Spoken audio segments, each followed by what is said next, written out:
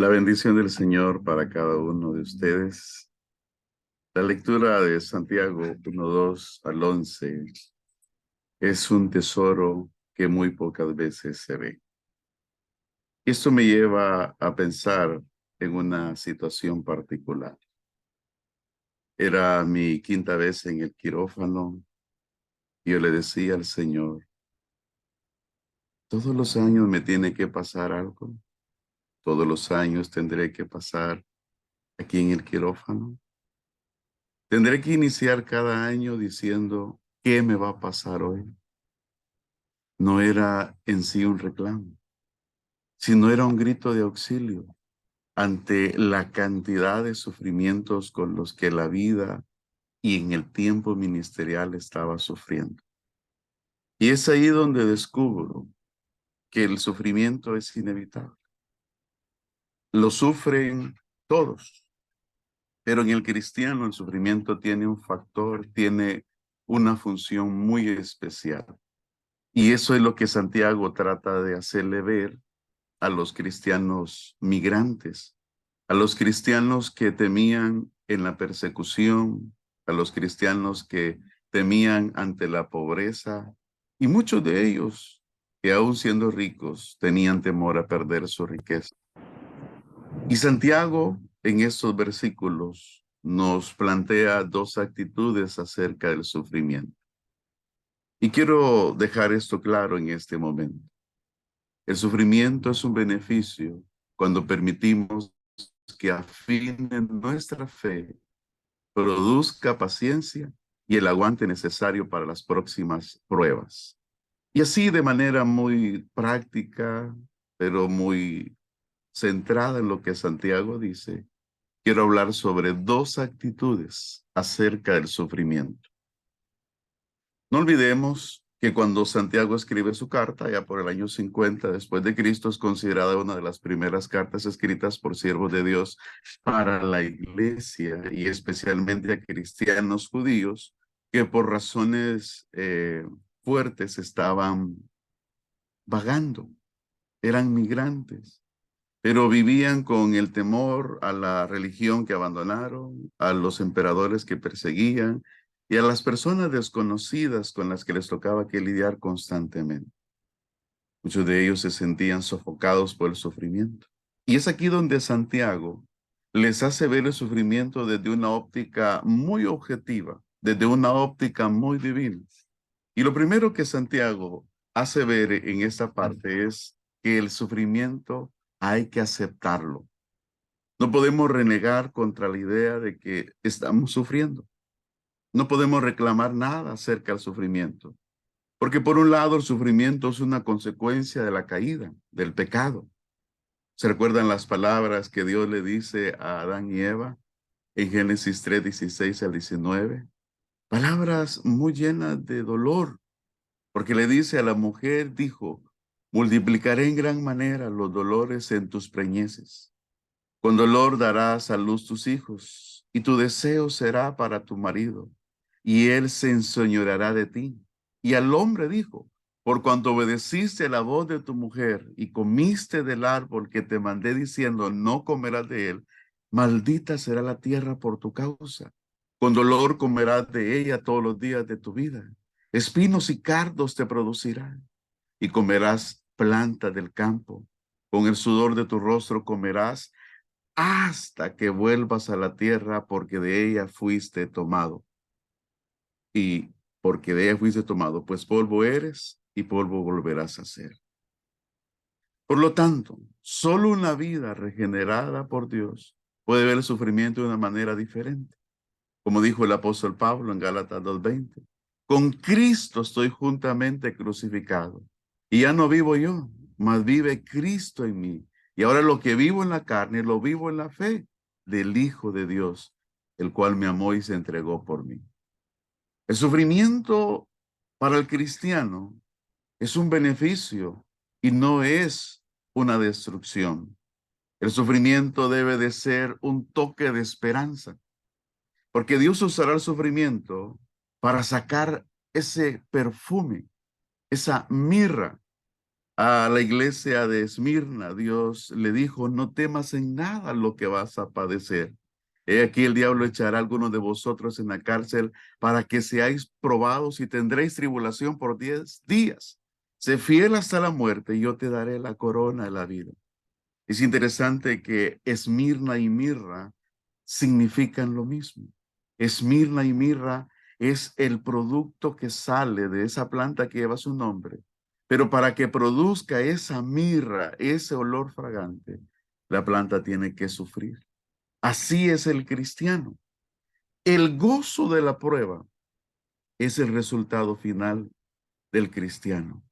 Muchas personas miran el presente del sufrimiento. Los que creen en Cristo miran el final.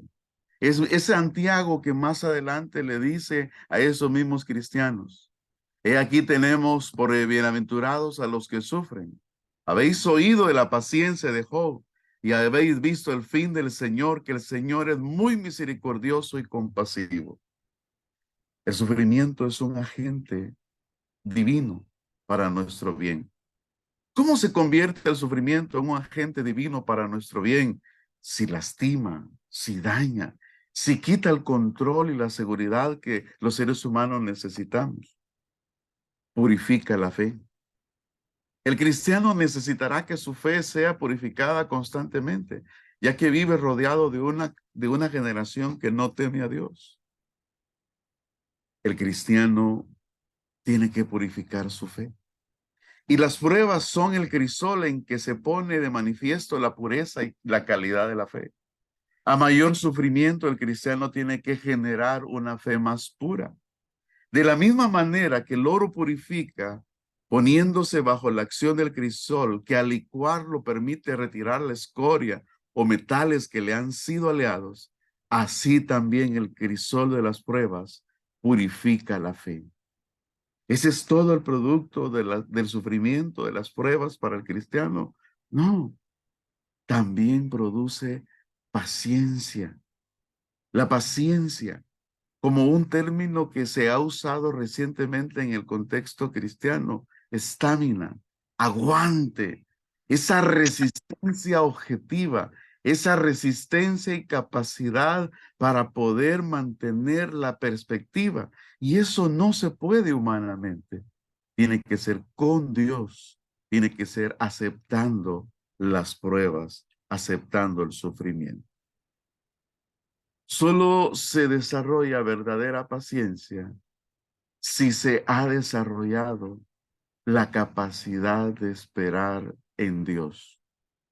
Dios da verdadera paciencia, aguante, porque vienen más episodios de dolor.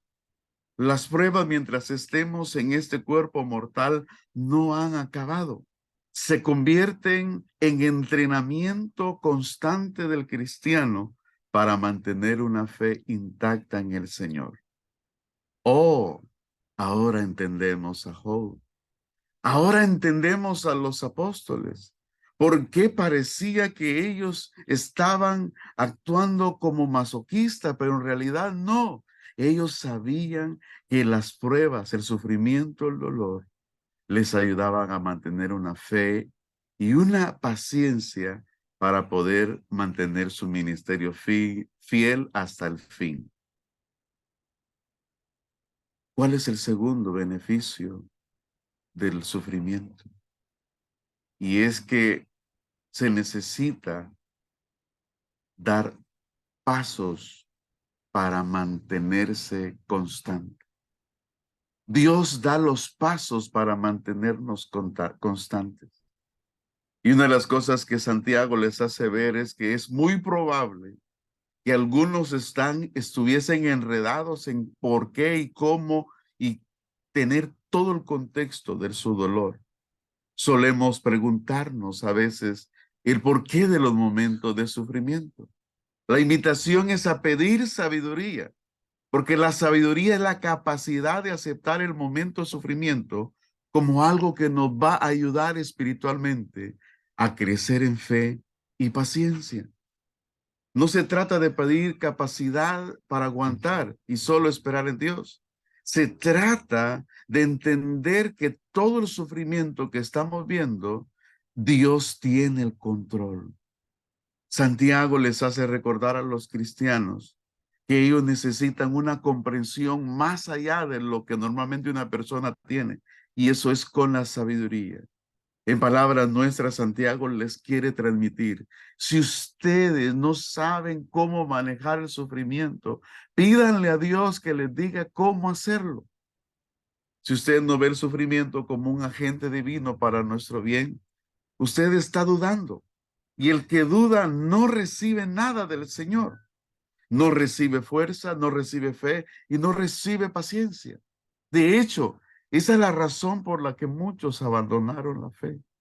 Porque en el momento del sufrimiento no decidieron aceptarlo y no decidieron dar los pasos para manejarlo.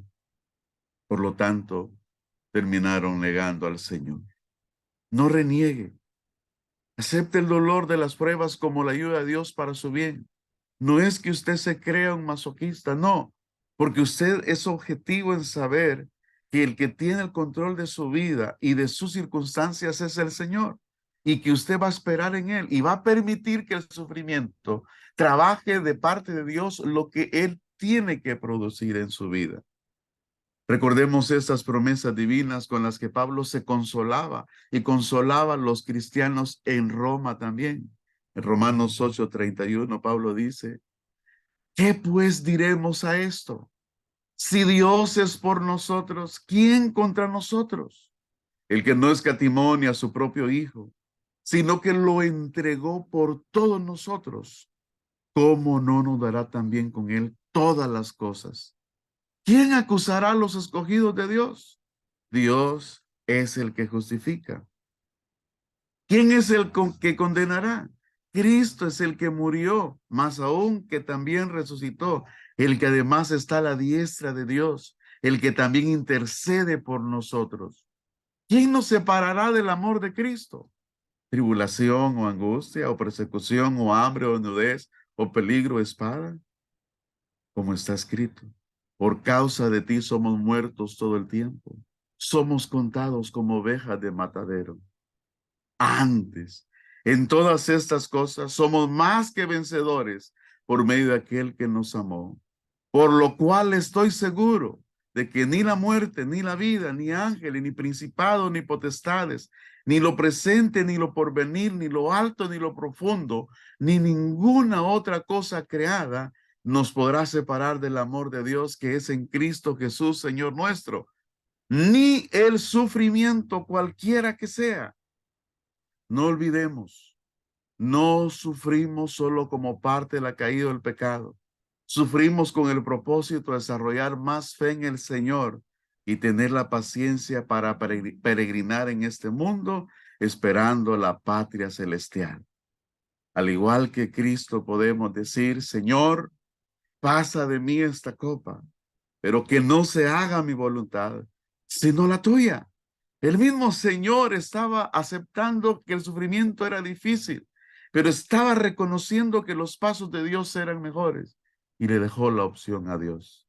Dejémosle la opción a Dios, porque Él no permitirá que suframos más de lo que podamos soportar, ni más de lo que Él tiene previsto para respaldarnos en un futuro. Una breve oración. Jesús, gracias por ese proceso tan especial que a lo largo de la vida has tenido a favor nuestro. Ayúdanos a aceptar el sufrimiento y ayúdanos a dar los pasos para saberlo manejar a tu manera. En Jesús nuestro Señor lo pedimos. Amén. Muchas gracias.